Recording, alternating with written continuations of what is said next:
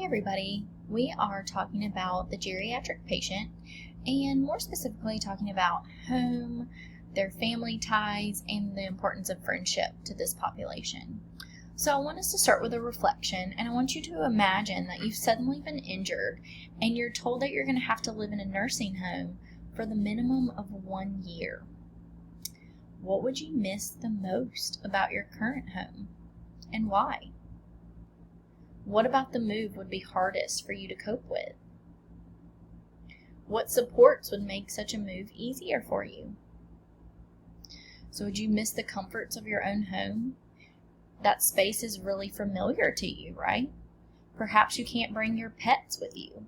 I know a lot of people use their pets for support, both physical and mental, emotional support, right? What about seeing your family, feeling freedom, right? What things would make it easier if you knew that there was a possibility to be more engaged socially, right?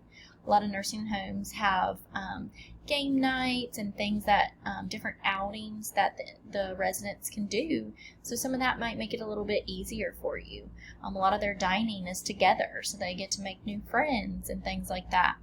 So, but think about these elderly patients. A lot of them are uprooted from their homes, and a lot of these homes they may have lived in for years and years and years.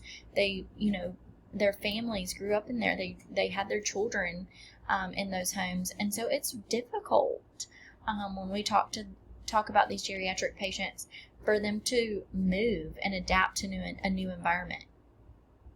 So let's talk about where home is. So key components of independent living for older adults includes physical health, functional ability, and social ability. Security, accessibility to service, transportation, and physical considerations due to bodily changes and aging are important variables in elder housing decisions. So I want you guys to think about that. A lot of times that these moves are having to occur because living at home is no longer safe. Perhaps they're not able to get around by themselves. Perhaps they've already had a fall. Perhaps they're not able to drive any longer due to visual changes. Maybe their family's worried about a break-in and them not being able to be secure and be able to protect themselves. So reduced income and a desire to be with friends or relatives also often weighs heavily on people who have a choice of location. So some people have a lot of choices and they can kind of decide where they would like to live when they get older, but sometimes you don't, right? Other circumstances are kind of weighing in on these choices. Housing resources that allow the older adult resident to age in place include senior apartment communities. These are wonderful. There are more and more of these popping up everywhere. Different retirement communities or assisted living facilities. So these, they often get to have a lot of their own independence still with just a little minimal assistance. And they get all the great social benefits of living in these areas, but they still get to hold on to a little bit of that freedom. Those that have more functional disabilities or those that need help with ADLs, and those are the activities of daily living like getting dressed, brushing their teeth, making their breakfast, right? These individuals will live in an assisted living or a nursing home, and these are often the last place of residence for these individuals. And one thing I want to point out is that these places are very expensive. That financial burden falls on adult children. So just thinking through this when we talk about income and how much money these residencies cost, that's also a huge factor in where our geriatric patients are living oftentimes. So let's talk about friendship for a minute. So the older person's ability and desire to make new friends partially relies on how important they value friendship and how it's been valued throughout their lifetime. So have they always been a social person? Have they always had lots of friends around them? Had they been more of an introvert and not had many friends, maybe a few close friends? Kind of depends on how their friendship will look at later stages in life. So another important determinant is the type of friendships that the person established in the younger years. So not just how many friends, but the type and the depth of the friendship. So there are actually 4 types of friendships that I want to review.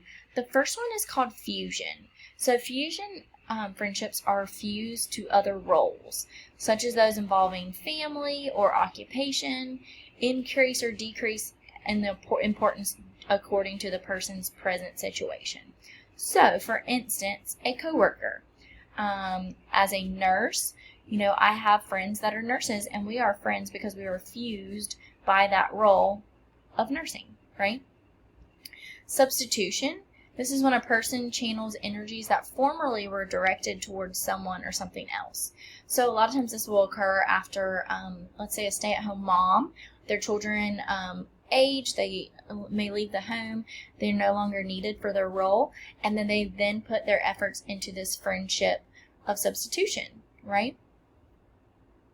Complementary. This is developed from a situation in which another role, such as the occupation, and the friendship are mutually supportive. So 2 things are working together, right? Complementary, that's what that means. And so this one can also be related to your job for coworkers as well, but this is going to be mutually supported. And then competition, these are those friendships that compete with another role. So something that you may be friends with someone, but let's say that your job often gets in the way of spending time with that person, right? And then after retirement, you're able to devote more time to that person and that friendship. So that often happens for that competition type friendship.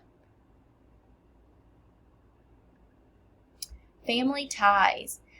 So our family obviously are always interconnected into our life, and they're some of the most lasting relationships that these individuals have. And our families are the ones that often provide the majority of care for our older our geriatric patients. In the present oldest population, those that are 85 and older, there are many married or formerly married people, right? Most of these individuals have married at least once in their lives, some of them more than once, right?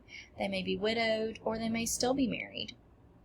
When a spouse can no longer perform his or her essential role due to illness, injury, or death, the partner may become overwhelmed by the need to complete additional tasks. So let's think about an example. Let's say there was a couple, the mother was a stay-at-home mom, so she always cooked, cleaned, did the laundry, all of that, while the husband went out and worked, right? And provided financially for the family. Let's say that they age, they get older, the wife continues with all of those duties as they age, and then suddenly at 70, the wife passes away. That male, the husband, may have a hard time adapting to cooking and cleaning and doing the laundry and doing all of these tasks that he's never had to do, right?